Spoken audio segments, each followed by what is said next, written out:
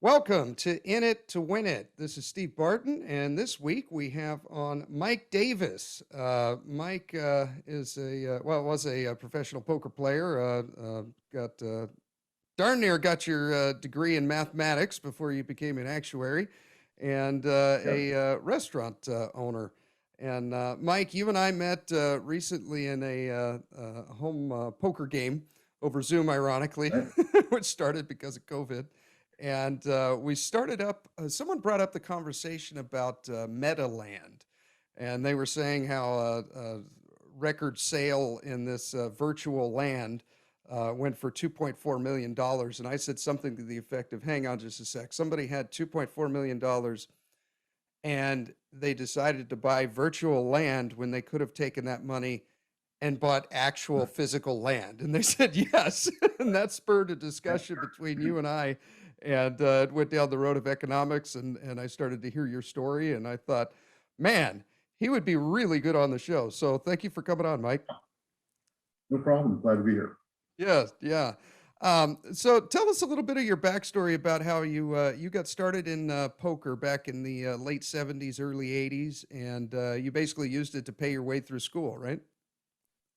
Yeah, so I learned poker at a really young age. I learned it differently than most. I watched my dad and all of his buddies play poker, but didn't really have any idea what anything meant. I didn't know what a straight was, a flush was. But as this young kid, probably 10 years old, maybe, I've got my elbows over the countertop, looking into the dining room table, watching my dad play. And I learned emotions and how people got upset and would do things, or I learned body language first before I started playing. And then I learned the game. Then I learned the math. And truly in 1974, I was a high school senior and got taken to Gardena from a bunch of older friends. And even though you had to be 21 to get in, I was 18, but they let me in. And it was a rough first experience, but I had so much fun playing. I lost my $40, but went home thinking, God, this could be an amazing life for me. So I went back, ended up my second session. I won my $40 back, which was a lot of money for me back then. But that just kind of got me hooked on the whole idea of you could go to a card room and play poker. So, I was, like I said, 18 years old. You had to be 21 to get in. I was so much younger than everybody else, 30 to 40, maybe even 60 years younger than everybody else. And they got to know me as Mike the Kid, that I was just this young kid that kept showing up and playing. And I just realized that being underage, you got to watch your P's and Q's. You got to watch what you say, keep your ears open, your eyes open, your mouth pretty much closed, because you don't want to get thrown out. Yeah, because anyone in the room could have tossed little Mikey the Kid out of the room, right?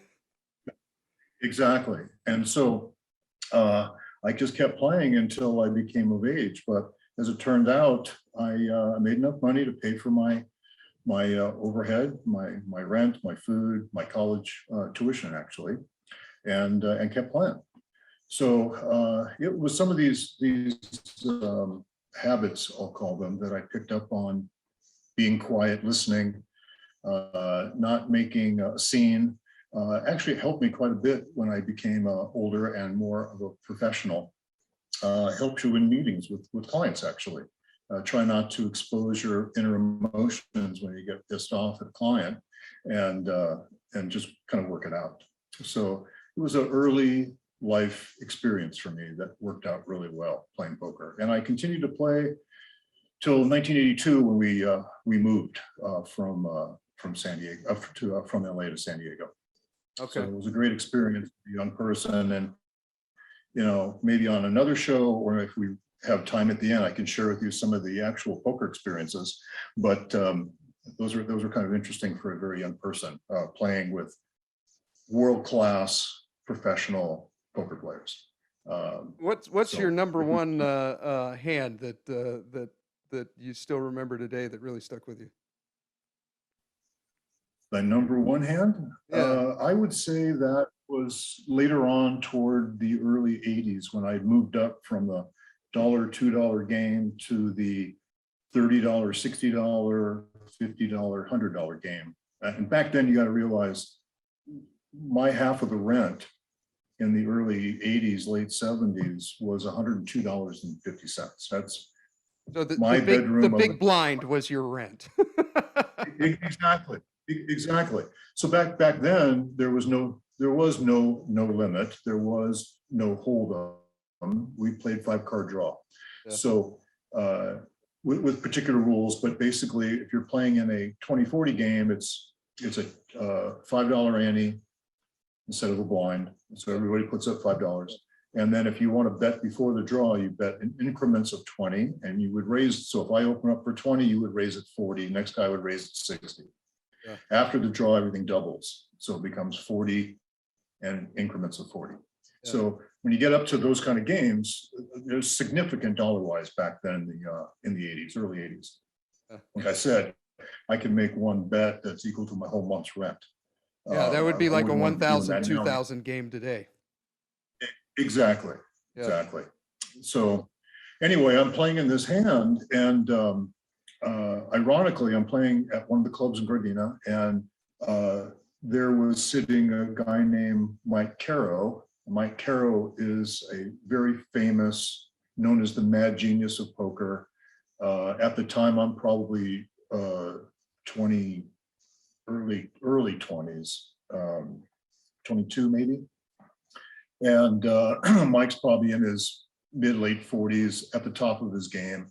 And he and I get into this hand together. It turns out we're the only winners at this 8-handed game after like 2 hours. And we'd never been heads up against each other. And long story short, he makes a bet, I go to call him, and he just said something that made me hesitate. And I kept thinking and changed my mind and didn't know whether to call, to throw away, or do whatever. And I ended up calling him and beating him. And I've just never forgotten that hand. I could tell you which table, what seat I was in, what seat he was in. It's just incredible. So that hand happened back in, like I said, probably 80,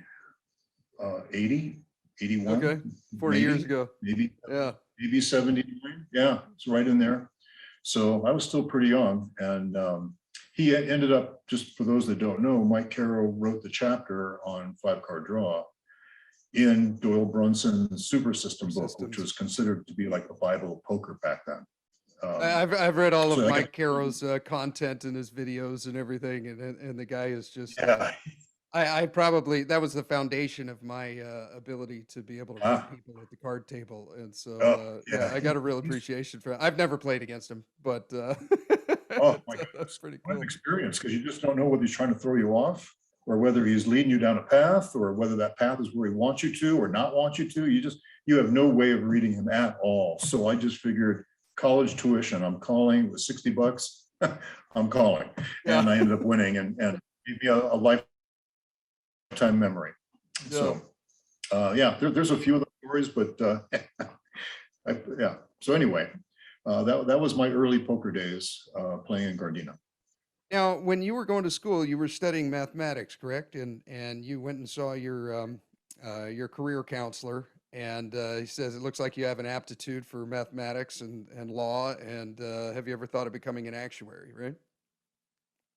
Right. So I'm in my senior year, first semester of my senior year, and I get called in for this meeting to find out. He wants to find out what I want to do for my professional career. And my response was, at the time, of course, I wanted to be a professional poker player. Mm-hmm. That's really what I thought my path would be. I'd excelled very well in math. I thought for a short period of time I'd become an accountant or an attorney. I knew I didn't want to be a teacher. And then I realized law has no numbers and everything is English wording, and I hated reading. I loved reading numbers, not words. So law was out. Accounting got boring to me. It just, this column has to equal that column. And so when he said to me, I hear you have math, law, and accounting background, why don't you become an actuary? My response immediately was, what the hell is an actuary? I never heard of it. Nobody heard of that. And his response was, well, I'm not sure either, but I know you need math, law, and accounting. Would you be interested in going on a professional career interview, not a job interview, but learn what the profession's like and come back and report to me? And so I did. He set up a meeting with me downtown LA in a big insurance company with one of the VPs. I showed up, he gave me the tour. I met a bunch of different actuaries, and what they all had in common was they were extremely good with math, and they had two hobbies. They either played bridge or they played poker. And I'm thinking, this is like heaven. I can work and be around people that love to play the game that I love to play. And ironically, at the end of the day, I went back to the VP's office, and he offered me a job, which I really wasn't interested in at the time. But he said, it doesn't pay much. It pays $4.25 an hour. At the time, minimum wage was like $2.10 an hour. So I'm thinking, well, I could work part-time, make full-time work if I want to, and have flexible hours. And most importantly, I can drive from my home south to downtown, south to Gardena, and only be 15 minutes away from Gardena. So I could work, go play poker, come home, and it was perfect. So I took the job 2 days a week. In February of '78 is when I started. And yeah, I got to know the actuaries. I got to play poker with them, and found out that one of the actuaries actually played poker in Gardena, but he played in a different club. And ironically, here I am, $4.25 an hour, 2 days a week.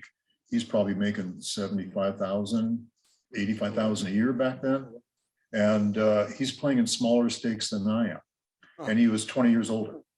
So yeah, it was like, we became very, very, very close friends because of all of our hobbies and such. So oh, you're now an actuary. An actuary basically, you assess risk typically for an insurance company or for a pension fund, right? So if it's for an insurance Correct. company, what are the odds that this person is going to have some, or this group of people, I guess, is going to have some sort of health issue, and how much do I charge each participant to make sure that the insurance company doesn't go broke, but also that people still subscribe to the health plan, that kind of thing, right?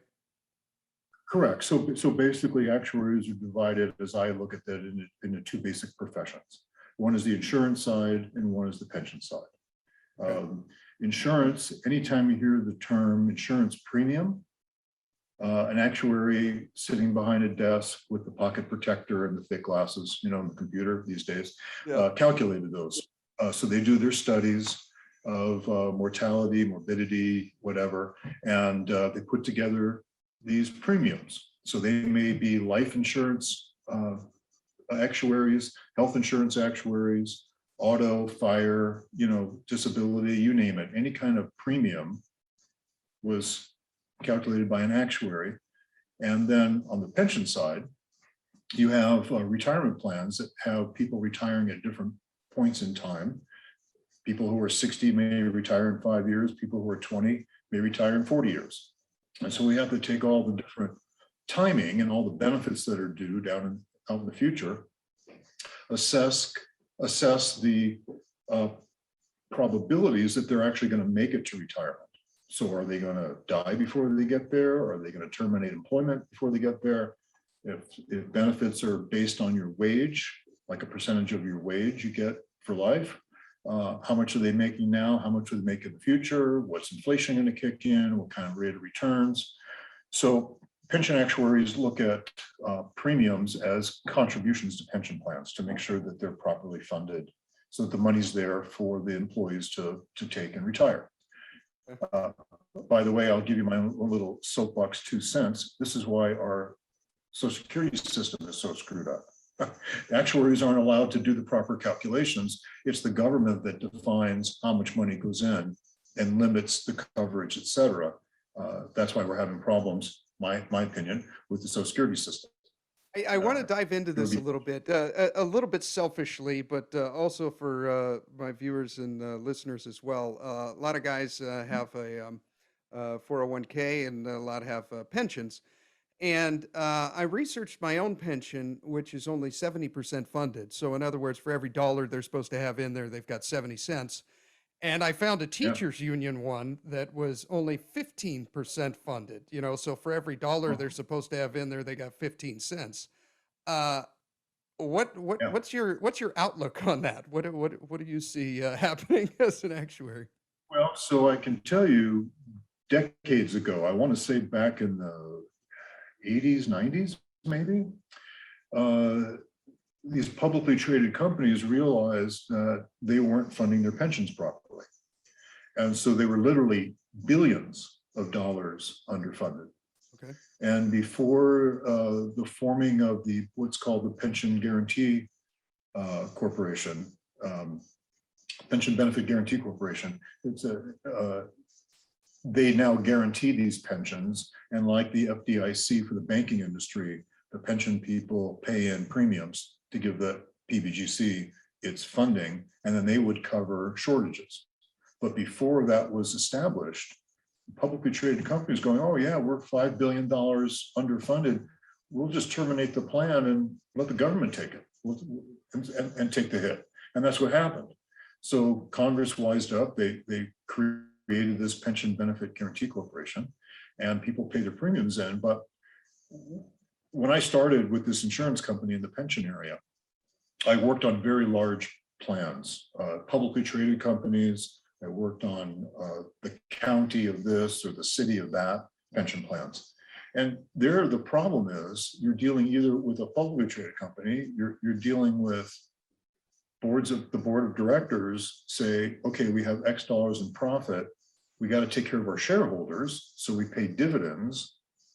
And then we only have so much left for pension, and that's for the employees. So let's just fund what we can and to get away with it and pass all the rules so we don't get trouble. But if the money's not there, we'll figure it out later. Same thing happens with the counties and the cities. You get these government agencies that don't want to spend the money, and they raise their benefits up to very high levels, and they don't fund it properly. And so the San Diego pension plan, county pension plan, was in trouble for a very long time. I've kind of lost touch with that, but problem with funding. Sometimes people don't listen to what the actuaries tell them. Yeah. So funding is important.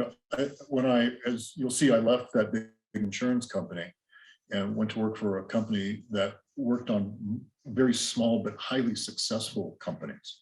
So it wasn't any publicly traded people with 10, 20,000 employees. It was a doctor's office with a doctor and 2 employees. And so those pension plans are set up so not only does the doctor help their employees with retirement, but also gets a nice tax deduction, and with the rules can put a lot of money away from themselves to help them save current taxation. So those get funded really well because they want those deductions, and it's designed around them, and then the benefits also go to the employees. So two different worlds: the big company plans and the small ones. You work for a big company and it's underfunded.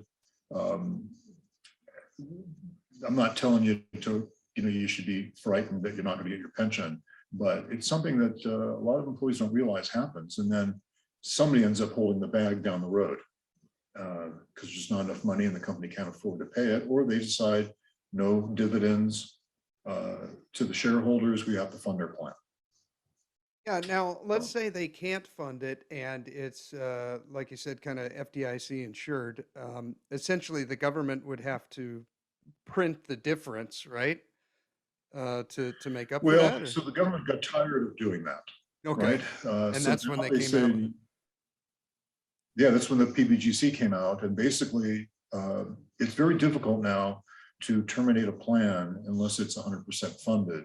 And if it's not, one of the solutions is to have, if possible under the rules, have the highly compensated people, the owners or the major shareholders or officers, waive their benefits, so to protect the employees from getting nothing. Okay. So they've taken steps. It's much better than it was 40 years ago. But back then, I don't want to use the term wild, wild west, but it was almost like that in certain circumstances. Okay. Okay. Interesting.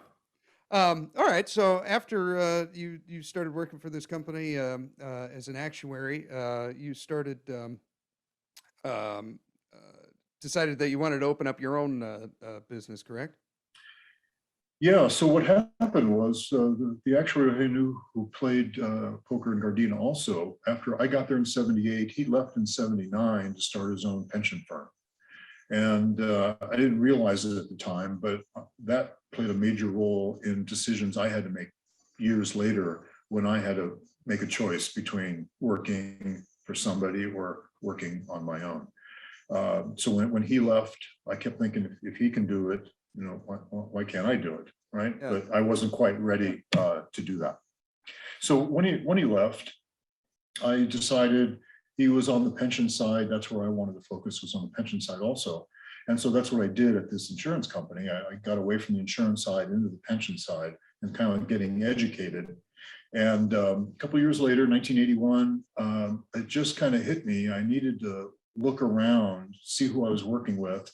And I asked myself a pretty simple question: who that I'm working with, either at my level or above, do I want to look like 10 years, 20 years down the road? Yeah. And I realized there was nobody.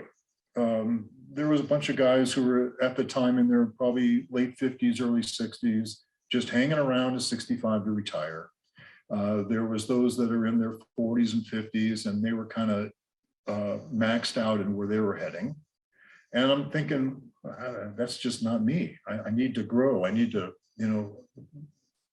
we all define success different ways, but that wasn't my definition of success. Yeah. So I'm thinking to myself, I think I made this up. How do I soar like an eagle when I work with a bunch of turkeys? That was my thinking. And I said, I've got nothing but turkeys here. I got to leave. And in January of 82, I left to start working for a smaller pension only company where the actuaries only did retirement plan work. And that's where I got even more education in the pension side. And then in 83, I passed my exams, I had enough experience, and I actually earned my title as an enrolled actuary. So now I can set the assumptions and sign government paperwork talking about the funding of retirement plans.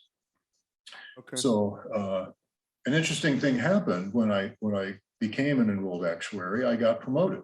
I went from this level of the business to a higher level of the business. And not only did my level get higher at the business, we had 3 levels of parking at that company.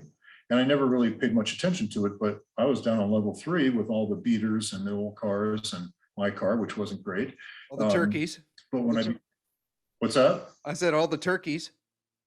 All the turkeys. And then when I got my enrolled actuary, I became eligible for level 2 parking.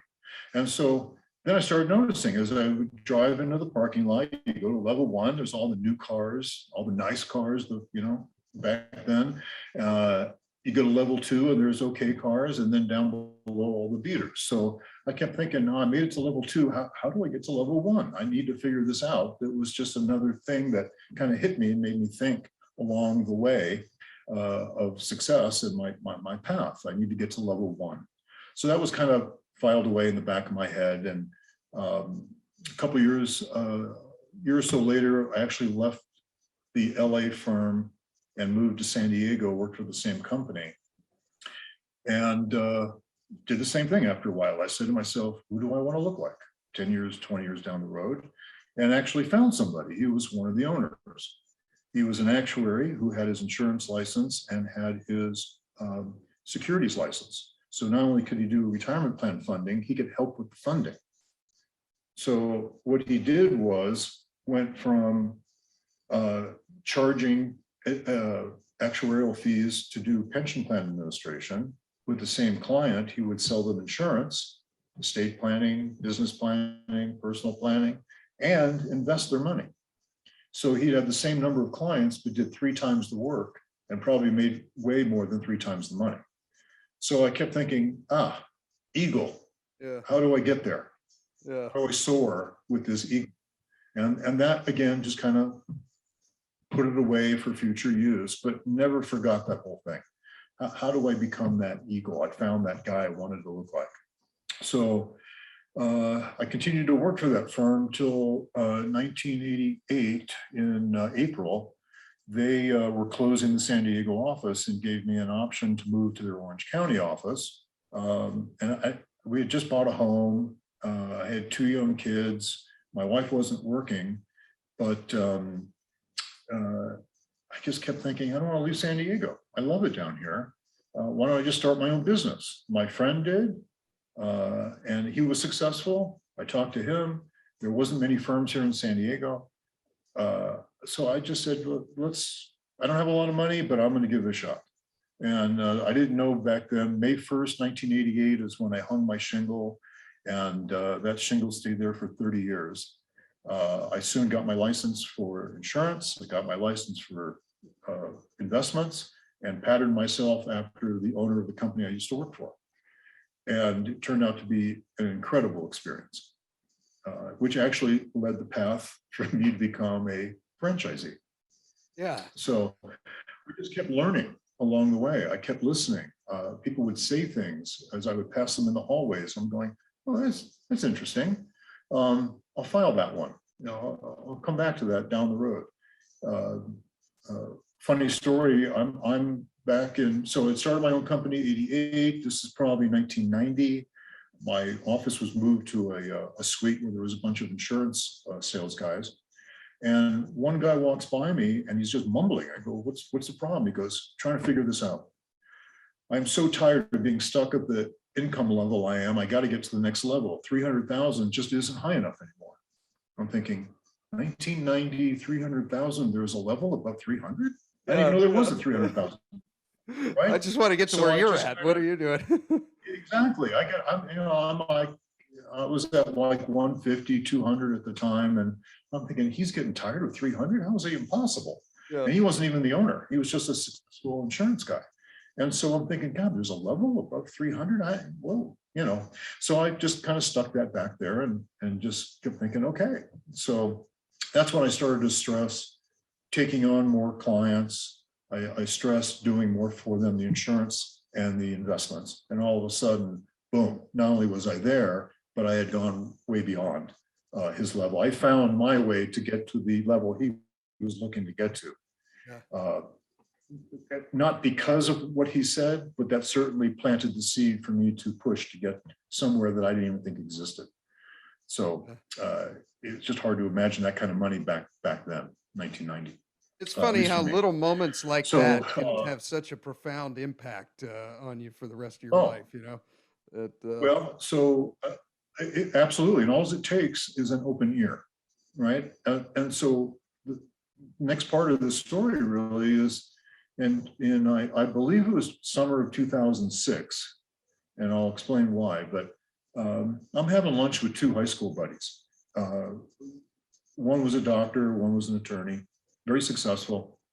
And we're just talking, and the attorney says to me, I'm a partner at the firm, but I'm leaving. So what are you, nuts? You got your career it's a great firm in California, and he's up there and he's a young guy. What are you leaving for? He goes, well, I've got a lot of clients. One of them has a real estate franchise business, and I'm decided I'm going to partner with them and leave law. I'm like going, you did all this training, you passed the bar, you're an attorney, you're a partner in this big firm, you're making all this money and you're leaving? He says, yeah, I want to try this franchise thing. So that was just another thing I kind of put back there going, franchise thing. I've got franchise clients. If he could do it, it got me thinking, why can't I do it? Yeah. So the reason I know it was 2006 because I started talking to my clients, and in November of 2006, we had our first opportunity to be a franchisee of a franchise here that started in San Diego, but it didn't work out. It was literally 10 years to the month, 2016 in November, we finally agreed with another group. Turns out one of my clients had 2 partners that were retiring, and they were franchisees of Jack in the Box. And he and I had been trying to become partners over that 10-year period, and it finally happened. So by the time everything got transferred over and we got approval by corporate, et cetera, it was April 15th, 2016, when I became a franchisee of Jack in the Box. And so that's how I got started there. It could have been McDonald's, it could have been Wendy's, Taco Bell, it could have been whatever, I don't know, but it just so happened that my client, and I had a lot of Jack in the Box franchisees, but that's the one he was involved with, so that's how I got there. Now, can you describe for our listeners that might not know what is a franchise? Hope you're enjoying our interview with Mike Davis. We go on into part 2, where we discuss how he got into having as many as 34 restaurants to where now he owns 8 with no debt, and his plans to open 6 more. Also, his thoughts on owning the land, the real estate underneath them. We get into his outlook for the future economy, housing market, interest rates, and where he sees water as a commodity for the future. And also his number one tip for every